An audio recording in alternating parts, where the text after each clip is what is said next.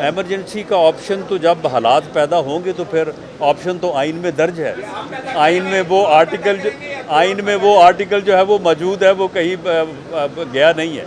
Supreme court का फैसला जो है इस अंदाज से होना चाहिए, सिर्फ इंसाफ होना नहीं चाहिए, इंसाफ होता नज़र आना चाहिए।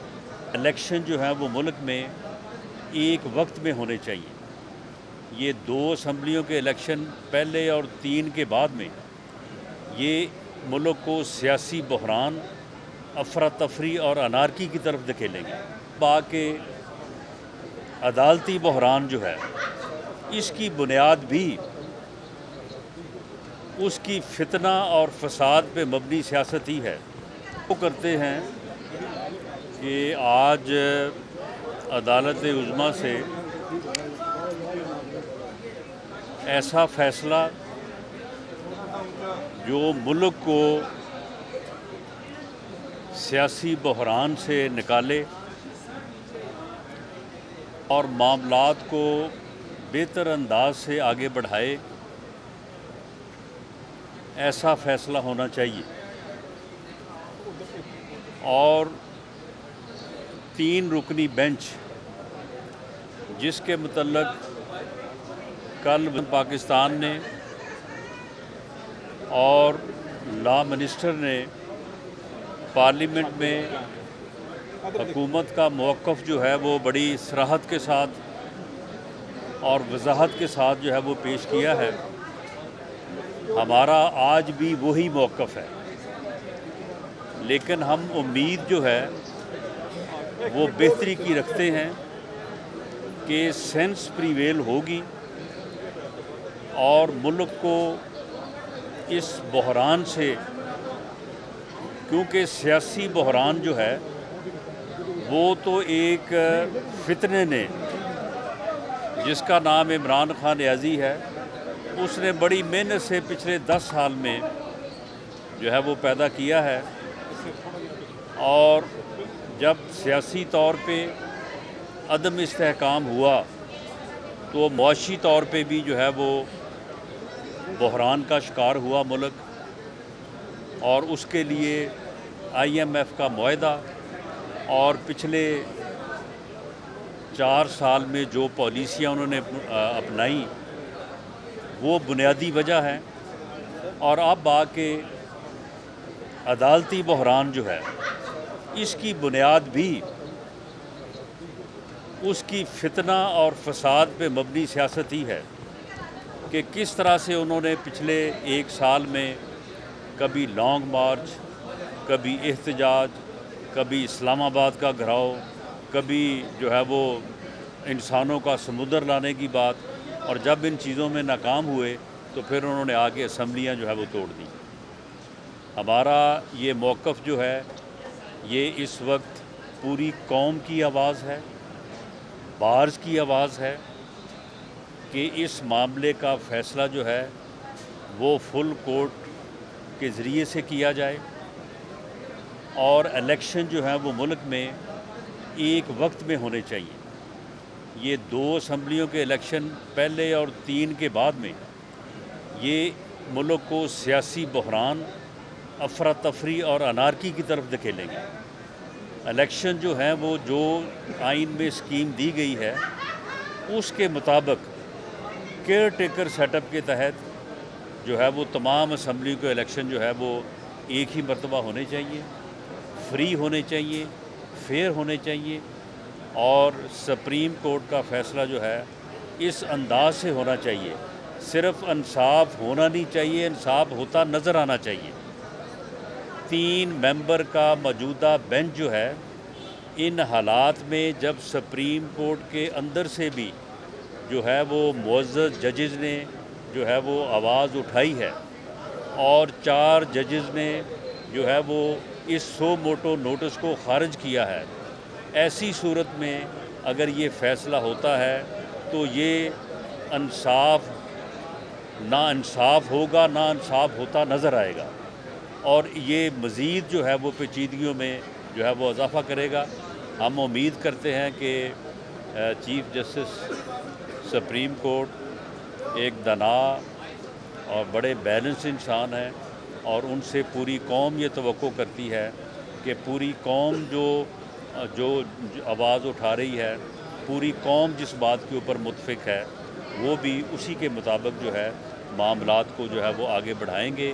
इससे पहले भी जो एक ऐसा फ़ैसला जिसे री राइट ऑफ कॉन्स्टिट्यूशन कहा जाता है, उसकी वजह से भी पंजाब में हालात जो है वो ख़राब हुए और अब दोबारा से कोई ऐसा फ़ैसला जो मुल्क को पेचीदगी की तरफ और जो है वो अफरा तफरी की तरफ धकेले, मैं समझता हूँ कि उससे हम सब को जो है वो अवॉइड करना चाहिए।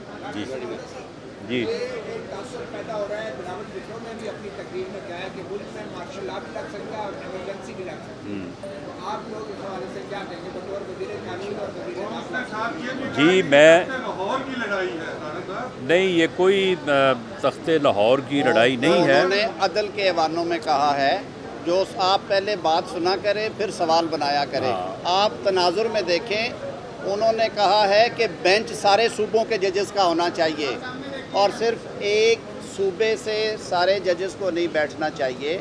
ये लग ये रहे जैसे तख्ते लाहौर है। और दूसरी बात जो आपने कही, हम खुद जमहूरियत को मानने वाले हैं, हमने खुद बड़ी कुर्बानियाँ दी हैं। राना साहब आपके सामने हैं कि मुशर्रफ की आमरीत में और इवन उससे पहले ज़ियाउल हक़ की आमरीत में बतौर स्टूडेंट रहनुमा इन्होंने जेलें भी काटी और सौख्तें भी बर्दाश्त की।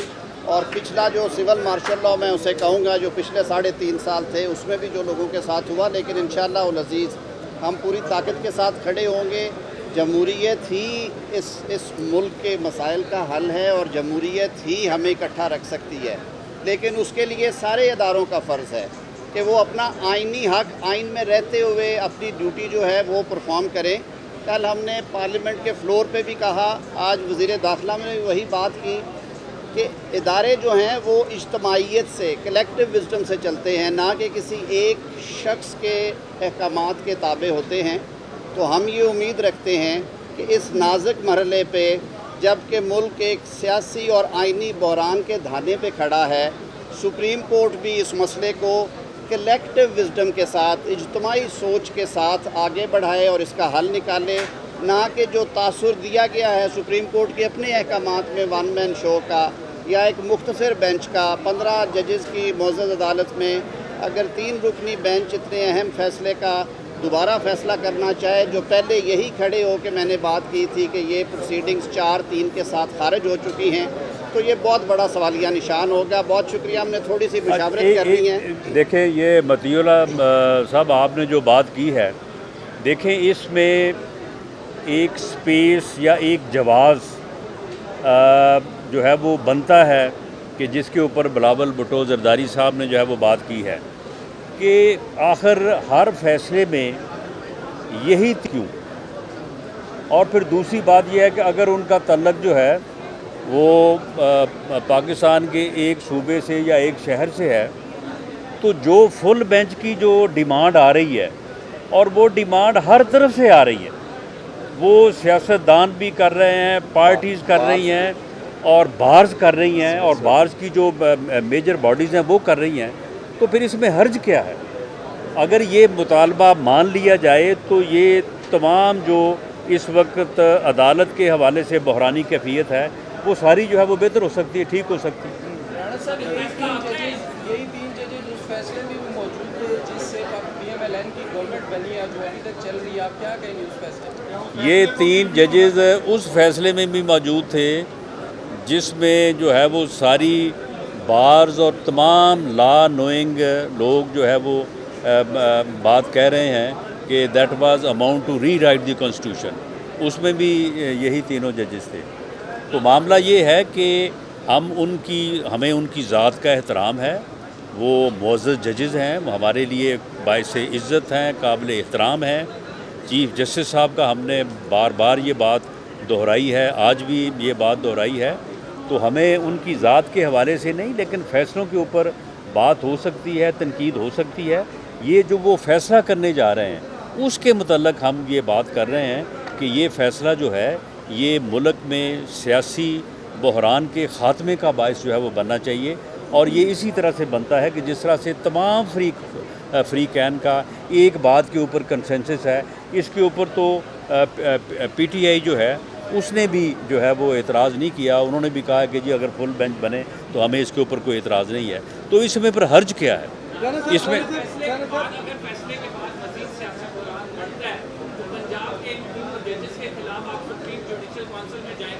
देखें जी, हम ऑन रिकॉर्ड हैं कि हम इस बात की निशानदेही कर रहे हैं। हम इस बात की रिक्वेस्ट हमने कोर्ट रूम के अंदर भी हमारे वकला ने की है, यहाँ पे भी हम कर रहे हैं। लेकिन अगर इससे कोई ऐसी सूरत हाल पैदा होती है जिसकी तरफ आपने इशारा किया है तो फिर कम से कम हम ऑन रिकॉर्ड हैं कि इसके फिर सज़ावार या ज़िम्मेदार जो है वो हम नहीं हैं। बाकी जहाँ तक आपने बात की है रेफरेंस दायर करने की, देखें रेफरेंस दायर करना जो है वो हर शहरी का एक आइनी हक है, कानूनी हक है। और किसी भी जवाज़ के पैदा होने के बाद हर शहरी जो है वो अपना हक एक्सरसाइज कर सकता है। ये कोई गैर कानूनी या कोई गैर आइनी या कोई अदालत के ऊपर हमले वाली बात नहीं है जिस तरह से बाज़ लोग बात कर रहे हैं। अगर ऐसी सूरत हाल पैदा हुई तो उसके ऊपर पीडीएम और बाकी जमातें जो हैं वो बैठ के कंसेंसस के साथ कोई फैसला करें। इमरजेंसी का ऑप्शन है, इमरजेंसी का ऑप्शन एमरजेंसी का ऑप्शन तो जब हालात पैदा होंगे तो फिर ऑप्शन तो आइन में दर्ज है। आइन में वो आर्टिकल जो है वो मौजूद है, वो कहीं गया नहीं है। हमने अगर पैदा करना होता तो बहुत पहले हो जाता। जी लास्ट क्वेश्चन जी। कानून भी मौजूद है, इमरजेंसी किस सूरत में लग सकती है सर?